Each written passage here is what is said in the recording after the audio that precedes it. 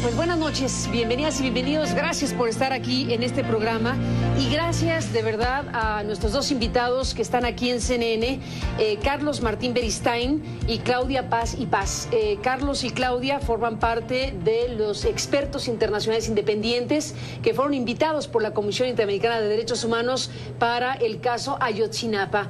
Han presentado, como se sabe, un informe, un fuerte informe en México y bueno, pues esto trae necesariamente una obligación de revisar lo que están diciendo, el resultado de su trabajo y en dónde estamos parados. Gracias, Carlos, por estar aquí. Gracias. Claudia, a los dos por estar en este programa.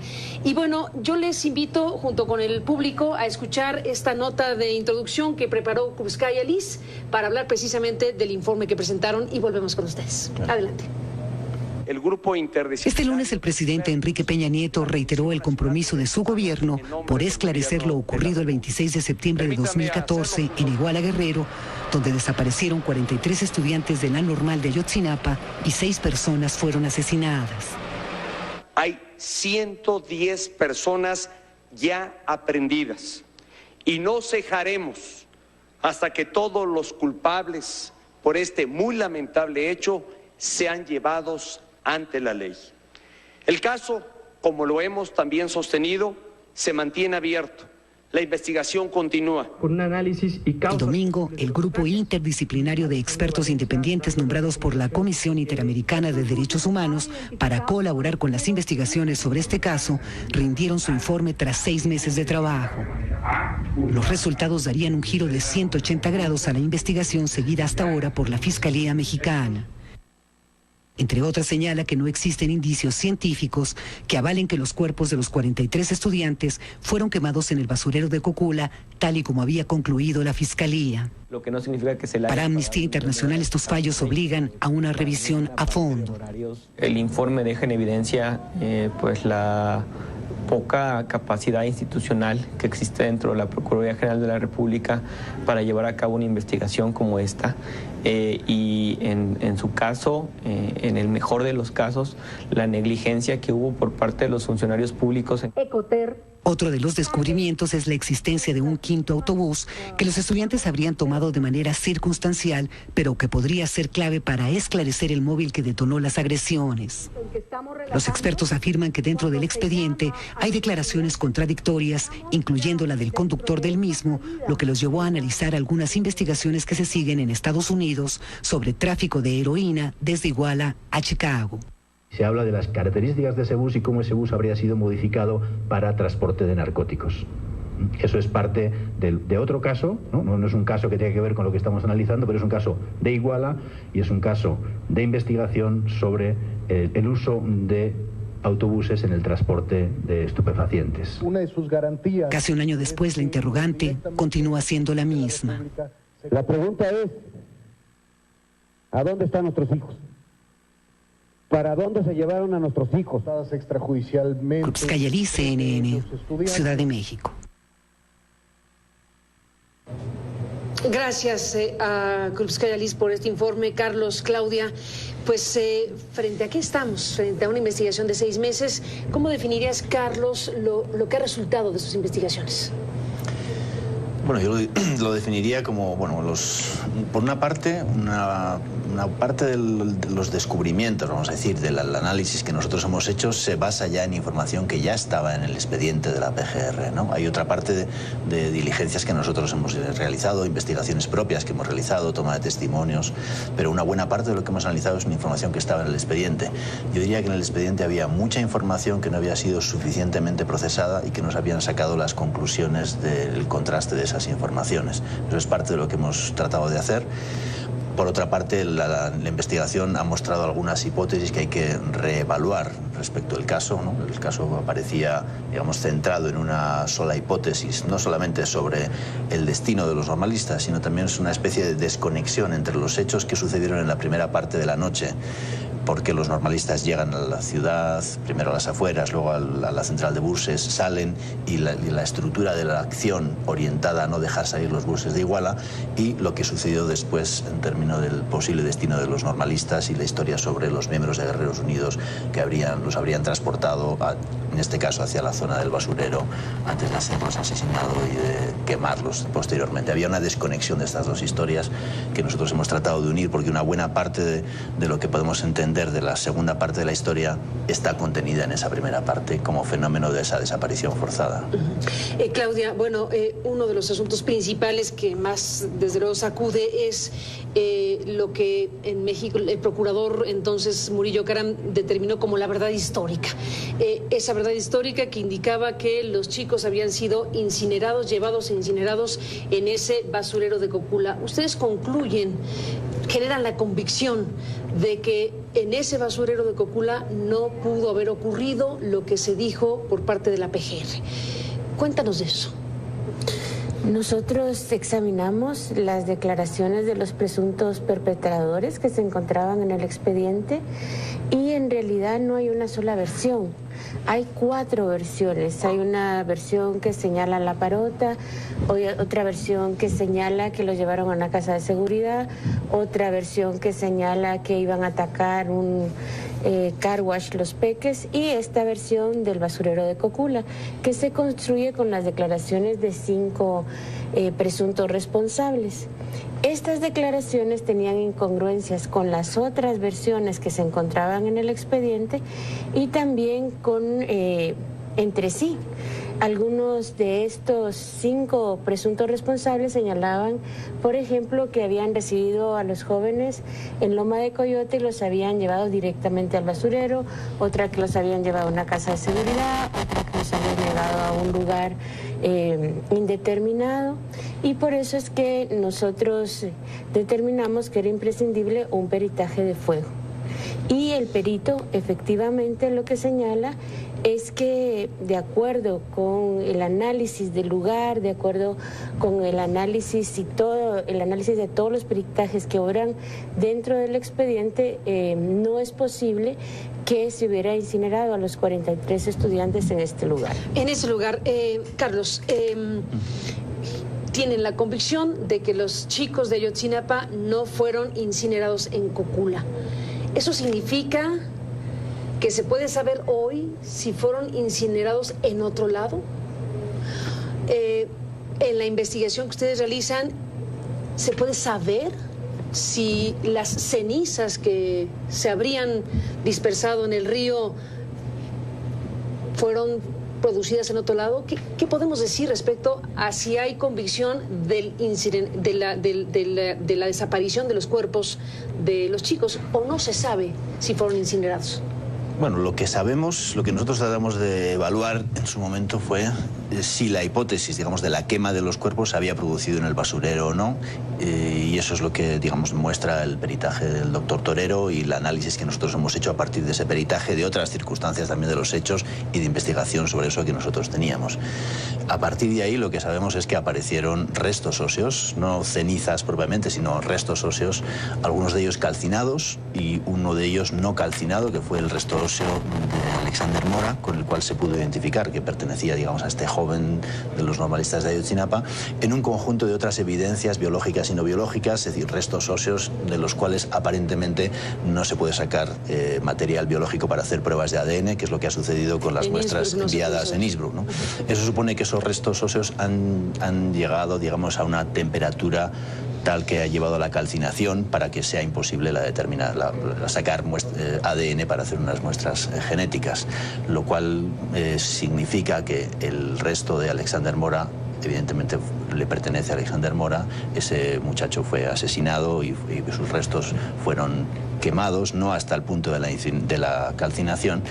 Otros restos tienen otro nivel de calcinación y lo que hay que averiguar es ese conjunto de restos. Hay que rebobinar, digamos, hacia atrás. Nosotros no hicimos un análisis antropológico forense, eso les ha correspondido a otro tipo de peritos del equipo argentino o de la PGR, etcétera, que hacen ese tipo de análisis, pero sí creemos que hay que rebobinar, digamos, esa historia hacia atrás para poder saber ¿Qué ha pasado con esos normalistas? Si hay un resto de normalistas que fue quemado, que apareció quemado, no hasta ese punto, pero sí quemado, lo que hemos pedido también es que se haga un análisis de las incineradoras que hay en la zona, a las que pudo haber sido llevados algún normalista. No lo sabemos, ¿no? Pero creemos que hay que explorar todas las posibilidades. No hay que dejar, digamos, ningún área de hipótesis sin explorar, porque eso es precisamente lo que para nosotros, digamos, ha sido negativo en este caso. La consideración solamente de una hipótesis como elemento central de investigación te lleva a veces a no evaluar otras pruebas que tienes al lado y que si las evalúas de una manera más objetiva te pueden llevar, digamos, a otros escenarios. Esto es lo que nosotros hemos planteado a la PGR con las sugerencias, ¿no? Que se reevalúe la situación, se reevalúe la investigación, también en términos del destino de los desaparecidos, para tener más claridad sobre no solamente la parte testimonial o de confesiones, ¿no? Sino las diferentes pruebas que nos pueden ayudar a evaluar qué otros destinos pueden haber tenido los normalistas. Antes de irnos a la pausa, Carlos, Claudia, brevemente, ¿consideraron las denuncias por tortura de los hoy inculpados? Bueno, hicimos un análisis. Que son los que contribuyeron a crear esta llamada verdad histórica. Lo que hicimos fue pedir un peritaje también sobre las lesiones que muestran numerosos inculpados, ¿no? De 80 inculpados, una buena parte de ellos tienen lesiones físicas que fueron evaluadas por médicos de la PGR en las que se muestran esas lesiones, pero no hay un análisis de la posible causa de esas lesiones en los informes médicos. Lo que hay es una determinación de la tipología de las lesiones, no hay un registro fotográfico tampoco de las lesiones que nos permita tener una evaluación más ponderada de ellas, no hay una evaluación en esos informes de integridad física que se llaman de qué relación hay entre las lesiones que muestra el detenido y la historia que cuenta sobre cómo se produjeron esas lesiones. Eso no está en ese tipo de informes, que son más limitados, y eso impide una evaluación según, digamos, una investigación adecuada en función del protocolo de Estambul y del estándar internacional sobre la posible existencia de torturas. Lo que hemos incluido es ese peritaje que muestra una evaluación global del conjunto de las lesiones que tienen el conjunto de los detenidos. Lo que hay que hacer en esos casos es una evaluación caso por caso que consideramos que le corresponde a la CNDH en las demandas que la CNDH ha tenido de casos de tortura, de posibles casos de tortura, o a los jueces en la evaluación ante el pasanto del juez. Si hay denuncias de tortura, tendrían que ser reevaluados. Para nosotros es muy importante que quien haga esas evaluaciones sean peritos independientes. Carlos, Claudia, volvemos después de la pausa.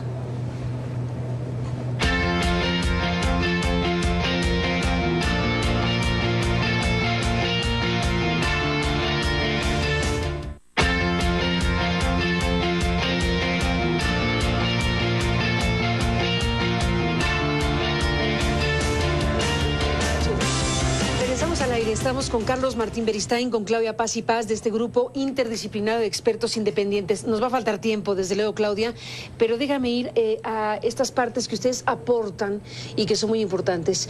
El quinto autobús, la información sobre cómo fue llevada una de las personas a una casa en Iguala por parte de agentes del Estado, digámoslo así, para preguntarle qué hacer con el capturado. Cosas que son muy graves y que sugieren cosas que deben ser investigadas de inmediato. ¿Podrías hacer una descripción de lo que a tu juicio debe ser revisado con urgencia, las aportaciones que ustedes hacen y lo que debe ser revisado con urgencia? Bueno, una es la que tú mencionas exactamente, identificar plenamente este quinto autobús, determinar cuál de las versiones brindadas por el chofer del autobús es la que corresponde con la realidad, porque como explicábamos en la presentación del informe, tenemos una versión del piloto que no coincide con la historia narrada por los estudiantes, no coincide con otras constancias como la información del C4 y otra declaración manuscrita que sí coincide y que serían ambas dadas por la misma persona, sí coincide con las declaraciones de los estudiantes. Entonces, una de nuestras recomendaciones es precisamente que se identifique plenamente el autobús, porque el autobús que nos fue presentado tiene inconsistencias con el autobús que aparece en el video que recién vimos. Punto número 1, que se identifique cuál fue el autobús y que se esclarezca, bueno, si el piloto mintió, por qué el piloto dio estas dos declaraciones, etcétera, etcétera. Y un punto más, ¿qué conexión podría tener este autobús con un contexto que existe en Iguala de transporte de drogas, específicamente de heroína, hacia la ciudad de Chicago.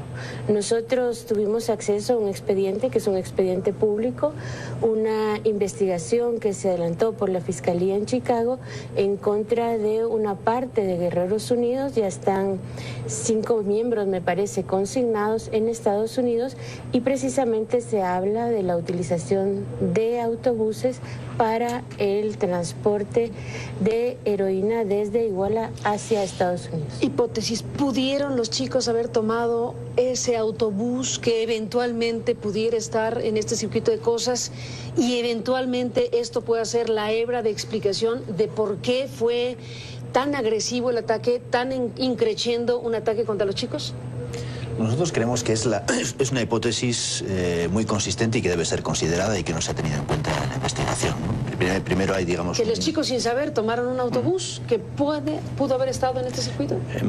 Hay varios factores que hay que considerar. Uno es, digamos, que ese bus no existía en el expediente hasta que, digamos, investigamos a partir de las declaraciones de los normalistas, ¿no? Otra segunda cuestión es, digamos, las inconsistencias en la declaraciones de testigos, el chofer tomada. Otra tercera es la diferencia entre el autobús que aparece en el registro videográfico de la central de buses con el estudio que se hizo fotográfico del bus quinto que se nos presentó. Entonces, todas esas inconsistencias más los factores de contexto que ha planteado Claudia muestran que esa es una hipótesis que hay que considerar. No es la única hipótesis tal vez que hay que considerar, pero muestran que es una hipótesis que hay que considerar. Y otros elementos que antes preguntabas, ¿qué otras cosas son importantes? Bueno, hay que determinar cuál es el lugar al que fue llevado entonces el chofer de otro de los buses, ¿no? Que fue llevado ante una persona que aparentemente era la que dirigía el operativo. Hay que determinar cuál es ese lugar y quién podría ser esa persona que dirigía el operativo. También hay que determinar que este chofer fue llevado allá por una patrulla de la Policía Estatal, según su declaración. Hay que determinar entonces cuáles son ese tipo de responsabilidades, porque eso nos puede llevar también a otras informaciones que ayuden al proceso de búsqueda. Hay que tener en cuenta que la investigación y la búsqueda son dos procesos que van de la mano, porque podemos tener informaciones de personas. Por ejemplo, hay una declaración de uno de los choferes que señala que en el escenario del Palacio de Justicia, cuando se están tratando de llevar a los normalistas, alguien dice, ahora vienen los de Huitzuco. Y hay una parte de los normalistas que aparentemente fueron llevados hacia Huitzuco, a la salida de Huitzuco. Pues habría que investigar, digamos, esos hechos. Estoy planteando cosas que están ya en el expediente y que muestran líneas que son en parte de investigación de los hechos y de responsables, pero también en parte de informaciones que pueden ayudar a la búsqueda.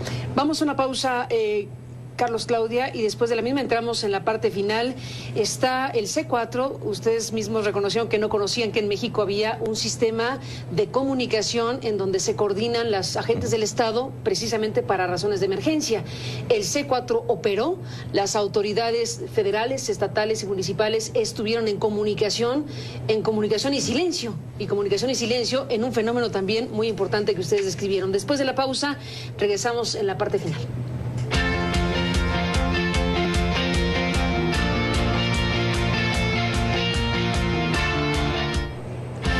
Bueno, se nos terminó el tiempo. Regresamos con Claudia Paz y Paz, Carlos Martín Beristain. En un momento volvemos. Bueno, Carlos, Claudia, nos despedimos en esta parte final. Los militares, el C4, ¿cómo cerramos con esto? Pues en el expediente de investigación se encuentran todos los registros del C4. El C4 da cuenta de llamadas aún antes de que los estudiantes llegaran en las cercanías de la ciudad de Iguala. Hay llamadas al C4 cuando los estudiantes llegan a la central camionera. Hay llamadas que registran los incidentes sobre la calle Galeana y Juan N. Álvarez. Y lo que nosotros nos llamó poderosamente la atención es que así como había una intensidad de llamadas, había momentos de silencio. Entonces tenemos una primera parte muy documentada a través de los registros del C4, luego más o menos una hora de silencio, luego cuando se da el segundo ataque a los estudiantes en la calle Juan N. Álvarez hay silencio, pero sí están registrando el incidente que ocurrió con el bus donde se conducían los estudiantes, los integrantes del equipo de los avispones. No tenemos una explicación clara, pero en el expediente sí hay una nota de Protección Civil que informa que en un momento determinado Sedena tomó control de las comunicaciones. Es algo que a nosotros nos llama mucho la atención, sobre todo esos periodos de silencio cuando, dado que habían disparos, era presumible que ciudadanos estuvieran llamando y registrando, informando de que estaban ocurriendo estos incidentes. Nos despedimos, Claudia, brevemente, antes de que vayamos con Carlos en la parte final. Hablaron con todos, salvo con los militares en directo. Esa petición está abierta y sería muy importante que el gobierno mexicano la aceptara. ¿Qué les dijo Abarca, el presidente municipal? Qué esencial, porque la sociedad mexicana no ha podido oírlo. ¿Qué les dijo a ustedes? Nosotros tuvimos la posibilidad de entrevistarlo en prisión. Abarca y la esposa. A ambos, sí, a ambos. Y ellos pues niegan su participación en los hechos. Ellos indican que estuvieron en el evento del DIF y que posteriormente se fueron a cenar y luego se dirigieron a su casa. Eso es lo que nos indicaron a nosotros. Carlos, ¿con qué te despides? ¿Con qué nos despedimos en este programa?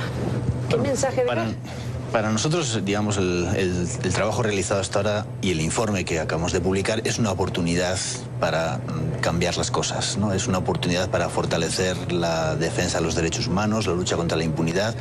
En términos de la investigación en concreto, el informe ofrece una perspectiva de las cosas que se deben replantear en la investigación, de los elementos que se deben replantear y reforzar para la búsqueda, y también plantea muchas herramientas y iniciativas que pueden ayudar a restablecer la confianza con las víctimas y con la sociedad, que en parte se va deteriorando cuando, digamos, se quiebran, digamos, las bases de la confianza, primero porque el hecho está llevado a cabo por policía municipal y después por las versiones de la historia que han resultado distorsionando esa situación.